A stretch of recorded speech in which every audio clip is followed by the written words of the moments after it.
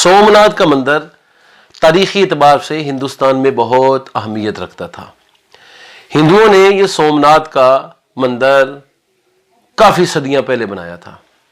दरअसल ये मनात का वो बुत था कि जो अरब से निकलकर अजम के अंदर पहुंचा और यहां हिंदुस्तान के लोगों ने वो बुत वहां से उठाया अरब से, जबकि बुत शिकनी का मामला अरब में चल रहा था, मुसलमानों की तहरीक थी बुत तोड़ने की। तो सोमनाथ का मंदिर मनात बुत की वजह से मशहूर मारूफ हुआ। ये मनात का बुत वही था जो अरब से अजम में आया।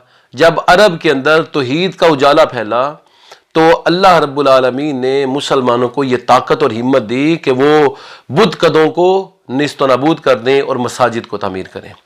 तो जब बुत कदे नेस्त नाबूद किए गए तो मनात का बुत कुछ ऐसे लोगों के हाथों में आ गया जिनका ताल्लुक अजम से था और वो वहां से बुत लेकर अजम में आ गए और हिंदुस्तान में उन्होंने मनात के बुत को नस्ब कर दिया और सोमनाथ का मंदिर मार्ज वजूद में आया। एक रात वाली अफगानिस्तान महमूद सबगदगीन के ख्वाब में रसूल दो आलम सल्लल्लाहु अलैहि वसल्लम तशरीफ लाए और आप अलैहिस्सलाम ने फरमाया सोमनाथ के बुत को उखाड़ फेंका जाए। महमूद सबगदगीन ने हिंदुस्तान पर इससे पहले 17 हमले किए थे लेकिन वो कामयाब नहीं हो सका था। इस ख्वाब के अंदर गोया के उसे बशारत दी गई थी कि अगर वो सोमनाथ के मंदिर को उखाड़ फेंकने की नीयत से सफर करेगा तो रब ताला उसे फतह नसीब फरमाएगा। हिंदुओं ने यह मशहूर कर दिया कि अगर महमूद सबगदगीन सोमनाथ के मंदिर का रुख करेगा तो सोमनाथ की देवी उसको नष्ट यानी तबाह कर देगी।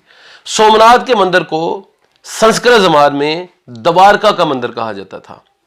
तो हिंदुओं ने जब ये बात मशहूर कर दी कि महमूद सबगदगीन 17 हमलों के बावजूद कामयाब नहीं हो सका और अब अगर उसने सोमनाथ का रुख किया तो सोमनाथ की देवी उसे नष्ट कर देगी, तो सुल्तान महमूद सबगदगीन ने यह चैलेंज कबूल कर लिया क्योंकि उसे नबी अलैहिस्सलाम की तरफ से ख्वाब के अंदर पहले खुशखबरी मिल चुकी थी कि अल्लाह रब्बुल आलमीन तेरे हाथों से सोमनाथ के मंदिर को उखाड़ फेंकने का काम लेगा।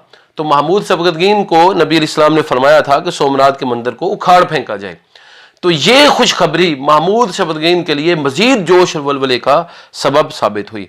वसी और अरीज इलाके को फतह करता हुआ महमूद सबगदगीन जब सोमनाथ के करीब पहुंचा और उसकी फौजें मंदिर में दाखिल हुईं तो ये देखकर हैरान हुए कि बुत बगैर किसी सहारे के मंदिर के अंदर खड़ा है। कुछ ऐसे लोग भी थे जो बड़े ज़ईफ एतकाद के मालिक थे, तो वो कहने लगे वाकई हिंदुओं की बात तो बिल्कुल सही है, ये देखो बुत जो है वो बगैर किसी सहारे के खड़ा है। बुत को इस अंदाज से खड़ा देखा तो लोग मशवरा करने लगे। महमूद सबगदगीन ने हुक्म दिया कि मंदिर को मिसमार कर दिया जाए, एक एक दीवार गिरा दी जाए, ईंट से ईंट बजा दी जाए। दीवारों का गिरना था कि बारी बरकम बुत जो है वो धड़म से नीचे आ गिरा। दरअसल ये मकनातीसी कुव्वत से बुत को खड़ा किया गया था। आपको पता है मकनातीस के दो रुख होते हैं, उनको आपस में मिलाएं तो वो जल्दी जुड़ जाते हैं और मुखालिफ सिमतों में अगर मकनातीस को मिलाया जाए तो वो आपस में मिलने के बजाय दूर दूर होते हैं, एक दूसरे को धकेलते हैं। तो चारों दीवारों के अंदर मकनातीस उलट रुख के लगाए गए थे और सोमनाथ के मंदिर के अंदर भी मकनातीस उलट रुख का लगाया गया था। यूं वो चारों तरफ से धकेला जाता था और बगैर किसी सहारे के मकनातीसी कशिश की वजह से वो मंदिर के अंदर बुत खड़ा था।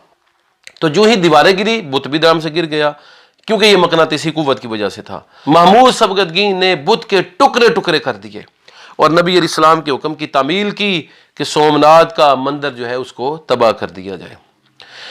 महमूद सबगदगीन ने सोमनाथ मंदिर का नक्शीन दरवाज़ा भी, वो दरवाज़ा जिसके ऊपर नक्श निगार बनाए गए थे, वो दरवाज़ा भी यादगार के तौर पर वो अफगानिस्तान ले गया। सदियों तक वो वहाँ पर रहा।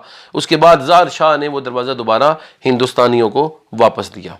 तो नबी दो जहां सल्लल्लाहु अलैहि वसल्लम ने काबतुल्लाह को जब बुतों से पाक किया था तो दीगर बुतों के साथ मनात बुत को भी फेंक दिया गया था। इस बुत को हिंदू यात्रिया ठाकर नामी हिंदू आदमी ये अरब गया हुआ था तिजारत के सिलसिले में, तो ये वहां से उस बुत को उठा लाया और सोमनाथ के मंदिर में लाकर इसे उन्होंने नस्ब कर दिया। महमूद सबगदगीन के हाथों ये बुत हमेशा हमेशा के लिए नेस्तो नाबूद हो गया।